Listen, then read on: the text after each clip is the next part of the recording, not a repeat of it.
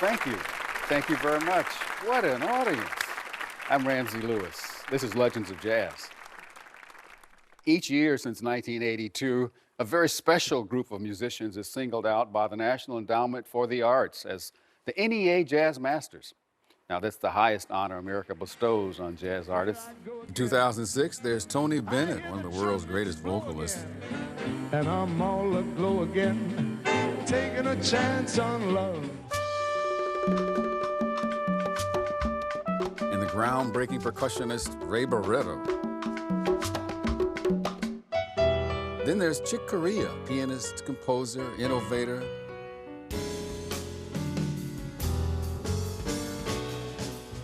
And clarinetist Buddy DeFranco, who made his mark during the swing and bebop eras. Trumpet great Freddie Hubbard helped define the hard bop sound. And there was Bob Brookmeyer, arranger, composer, trombone great. And finally, the legendary manager, John Levy, who guided the careers of so many jazz greats like Nancy Wilson, Wes Montgomery, and Cannonball Adderley. Please join me in welcoming the first of our three special guests, keyboardist, composer, band leader, and 2006 NEA Jazz Master, Chick Corea. Okay. Hey, I'm getting to like this, man. Thank you. Nice to see you. Chick, you've won 12 Grammys and so many other honors. But what does it mean to be recognized as an NEA Jazz Master? Well, man, it's a great honor, first of all, to be put in a list of such great people. My heroes, most of them, actually, all of them. I hear you. Mm-hmm. You've been working hard for a long time. You started, what were you, 4 years old? Well, my dad had a band. He was into all kind of jazz. His musician friends would come back after the gig, sit around. My mother would make potato and eggs. I loved the feel of it. It was real relaxed and friendly, and I wanted to be like them. Really? When do you remember having influences? Well, right away I wanted to play like Bud Powell, but the first pianist that actually got me into transcribing his work and learning note for note things was Horace Silver. Then later on I studied Bud and I studied Art Tatum and McCoy Tyner and Herbie Hancock. And then you started mixing Latin music. Latin players were a big influence, and it was a nice balance for me to play a kind of music where you could see people instantly groove.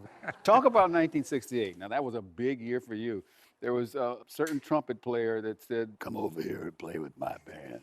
Yeah. Miles Davis. Yeah. I worked for 6 months with the band, and I played mostly piano, acoustic piano. But then one night, actually, it turned around and there was an electric piano on the stage, and Miles said, "You play that, I want you to play that." Really? And so I, out of necessity, started to get into it. That sound was sort of the beginning in your head of a group called Return to Forever, and a term that the marketing people labeled jazz fusion. Mm-hmm. That used to be a dirty word. I mean, it was pretty cool in the 70s, and then I started to turn dirty right around 78 or so. Yeah, I mean, look at everything in America that we have is kind of a fusion. Jazz itself is a fusion of cultures and tastes, and so be it. So now let's make some music. What piece are you going to play for us? I thought I would play an old theme of mine that I wrote for my dad, Armando's Rumba. I'm always doing different things with it, so I'll give you today's rendition. Great. Ladies and gentlemen, Chick Corea and Armando's Rumba.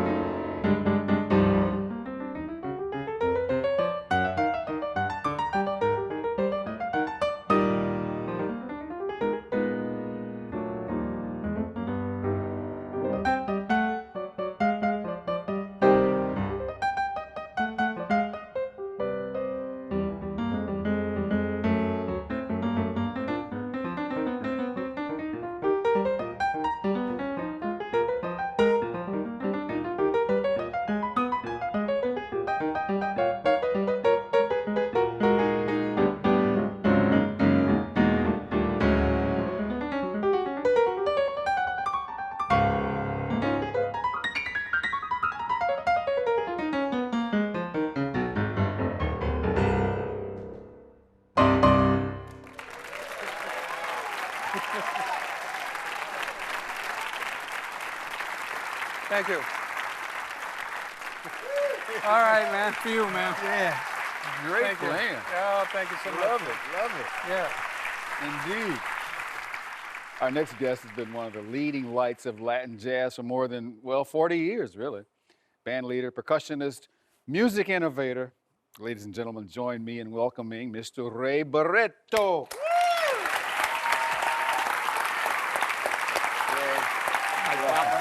Thank you so much. Oh, my pleasure. Yeah, Papa. Yeah, All man. right.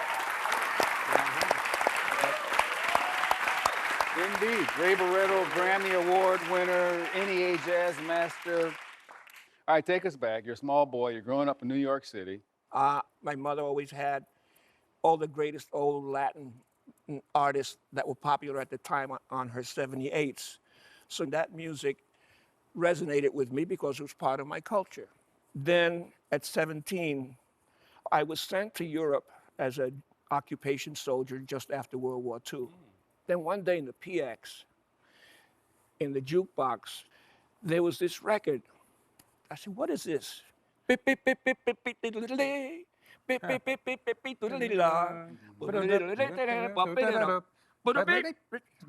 Sure enough, Dizzy Gillespie and Charlie Parker. Yeah. All right. Changed the course of That my was life. it. Yeah. Shortly after that, I heard Manteca with Dizzy when he first introduced Chano Pozo to the world of jazz. Now, there are a lot of purists who resisted the conga drum, but Dizzy insisted, and I bless him every day for it. So bebop, Latin music all just happened naturally to you because you were Indeed. exposed to it. Exactly. You know, I had a great experience at a club called the Apollo Bar, and Charlie Parker was scheduled to play there.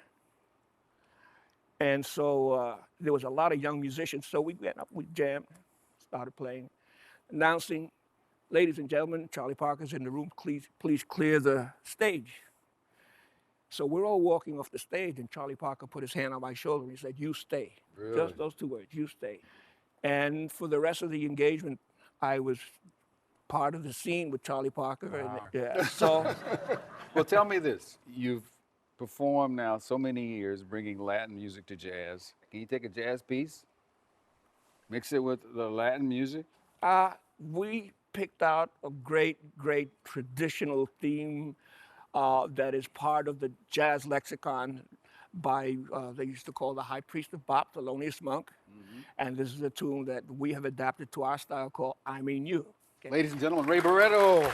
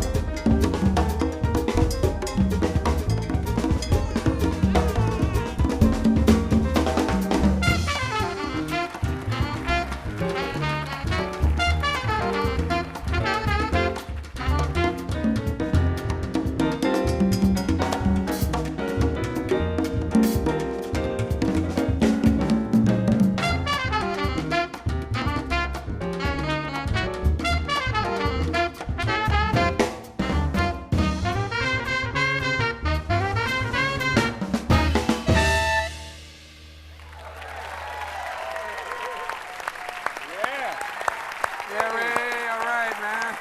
Beautiful, man. What a great arrangement. Thank you. Thelonious Monk would be proud. Thank you. Great band. So, our final guest has been making countless jazz and pop standards, all of his own, actually, for more than 50 years. Mr. Tony Bennett, ladies and gentlemen.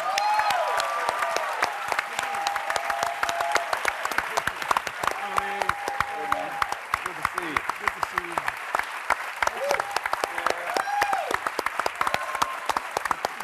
Tony. Glad to have you here. You have a lot of influences, but two that you've talked about, Louis Armstrong and Frank Sinatra. Right. What did they bring to your music back in those days? Well, the greatest music I've ever heard in my life came out of the two of them. You know, no matter what category comes up, whether it's hip hop or grunge or whatever they're going to call it next, you'll find out that Louis Armstrong invented it. Even bebop. Yeah. And then, of course, Frank Sinatra had this magnificent gift of being just a great performer, all-around performer, and beautiful singer.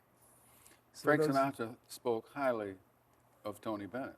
I mean, he was my great friend. So much so, I started this school called the Frank Sinatra School of the Arts. Really? In fact, a lot of the students are right in the audience. Come on, stand up, fellas. And one gal, too. Now, Ramsey, right there is going to be the future of jazz. I'm sure. We'll look forward to hearing them. Thank you. Now, you've talked about Louis Armstrong, you've talked about Frank Sinatra. There's one more name that was very important to you, and I'm going to say her name is... Pearl Bailey. Yeah. Yeah, Mama Bailey, Pearl. Well, she gave me my big break. An all-black review, and Bob Hope came down to see Pearlie Mae, and he got a big kick out of me. I was the only white kid in the show. So he said, come over here, son. He said, what's your name? I said, Anthony Dominic Benedetto. So I said, well, that's a little too long for the marquee. He said, let's call you Tony Bennett. Bob Hope gave me my name, Tony Bennett. Yeah, I didn't know that. I like Antonio, though, too. He had no idea that there would ever be a singer called Engelbert Humperdinck. And but then I got a break with Mitch Miller at Columbia, and with Rosemary Clooney. We were the two first American idols. And then, at some point, you said, yeah, but jazz is in my heart. The record company said, you have to do commercial songs. We can't, this won't sell, you know. But I regretted it. I don't compromise anymore. I just sing jazz. I love it. So when all is said and done, 50 years from now, we'll be bowing to Dizzy Gillespie and Charlie Parker. Absolutely. I'm sure. You know? Yeah, that's for sure, man. Talking about legends, you had the opportunity to sing and record not only with Bill Evans and the rest, but the great Count Basie. That's my teacher. Count Basie's my teacher to this day. If it doesn't swing, I'm not in it. Right? That's a new way to put it. That's it. You've always continued to draw from the American songbook. It's great music. You know, Cole Porter was better than anybody. And then there was, you know, Johnny Mercer and Duke Ellington. And Right. I've come across a song by John Coltrane. oh, yeah. He wrote a song that, if you don't mind, I'd like to play for you. Oh, please. He wrote a song that I think Great. one day could be in the American songbook, along with all the other great Oh, jazz sure. composers. I could believe that. Not unlike Chick Corea and others. Absolutely. Would you like to hear it? Yeah, I'd love please, it. Ram. This is called Dear Lord. Dear Lord. Okay, man.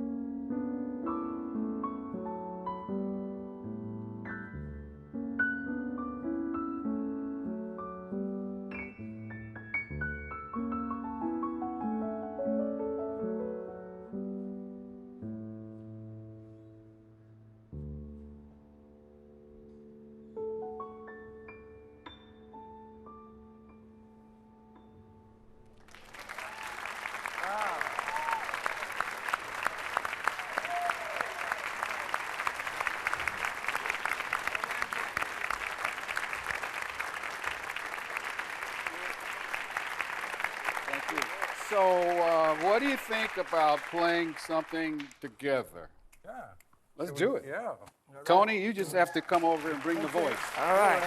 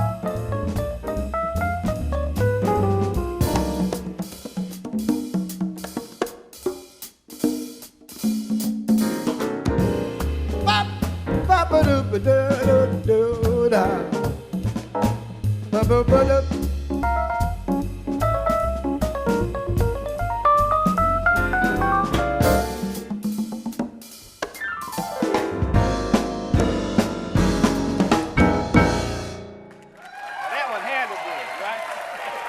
Thanks, Tony. Oh, my pleasure. Beautiful. Thank you. Thank you, Baba. Thank you so much, man. Beautiful.